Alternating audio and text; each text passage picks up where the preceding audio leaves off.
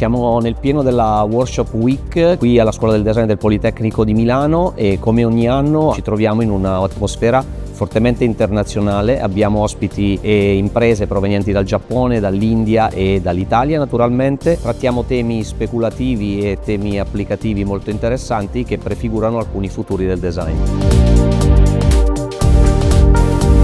Negli ultimi anni stiamo assistendo ad un interesse sempre più concentrato rispetto chiaramente alle nuove tecnologie e a come si interfacciano e si mescolano rispetto alle fasi progettuali. Credo che ci sia sempre una grande importanza rispetto a ricercare, continuare ad approfondire sempre dal punto di vista dell'aspetto umano il product design, e consiglio ai ragazzi di continuare a proporre e a investigare sempre con dei prototipi fisici, perché rimane secondo me la chiave di lettura per mettere insieme estetica, forma, funzione e dare un po' una risposta a quello che è il mondo digitale che ci allontana sempre di più a poi le cose di cui abbiamo bisogno.